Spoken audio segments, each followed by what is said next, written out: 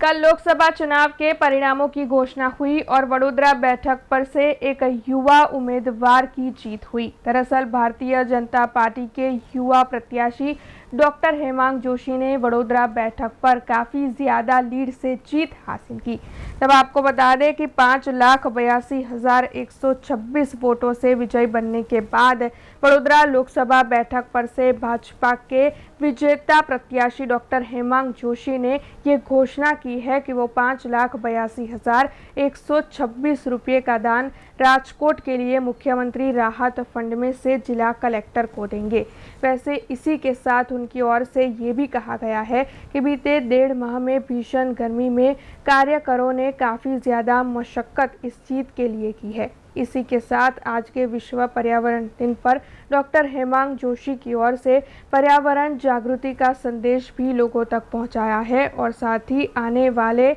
2.5 साल में 5,82,126 पेड़ बोने का संकल्प भी उनकी ओर से लिया गया है।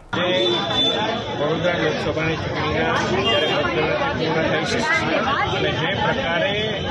जंगी बहुमती थी वडोदरा जनताए खूबे ने खूबे मत आपी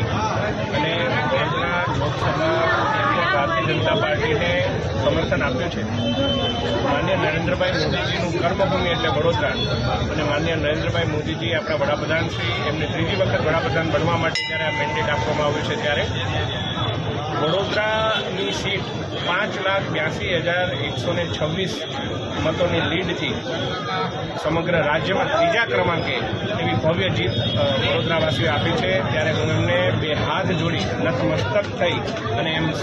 सौनो खूब खूब आभार मानु छुं अने साथे साथे आजे आ प्रसंगे बे संकल्प लઉં છું।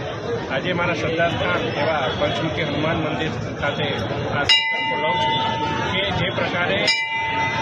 उजवणी कोईपण प्रकारनी भारतीय जनता पार्टीना मोवडी मंडळना सूचनथी अमे નથી કરી રહ્યા અને રાજકોટની જે કરુણાંતિકા હત્યામાં જે મૃતકો છે એમને અમે અમારી સંવેદનાઓ પહોંચાડી રહ્યા છીએ ત્યારે જેટલી લીડ મને મતો દ્વારા વડોદરાની જનતાએ આપી છે એ જ લીડનું યોગદાન એટલું 5,82,126નું યોગદાન મુખ્યમંત્રી રાહત કોષમાં આવતીકાલે કલેક્ટર સાહેબનો સમય લઈ અને એમને હું અર્પણ કરવાનો છું અને સાથે સાથે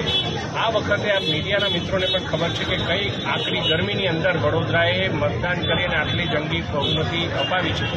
ત્યારે જેટલી લીડની બહુમતી મને મળી છે એટલા જ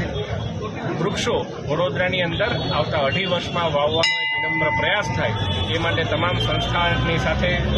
સંકળાઈ અને વધારેમાં વધારે ફરીથી હરિયાળું વડોદરા બનાવવાનો પ્રયાસ કરવામાં આવે એવું આવતીકાલે જ્યારે વિશ્વ पर्यावरण दिवस है ત્યારે આજે હું સંકલ્પ કરું છું। अब खबरों से लगातार अपडेट रहना हुआ आसान। बीआरजी न्यूज आपके मोबाइल स्क्रीन पर आज ही बीआरजी न्यूज की mobile app Google play store और ऐप स्टोर से डाउनलोड करें और खबरों से लगातार जुड़े रहें।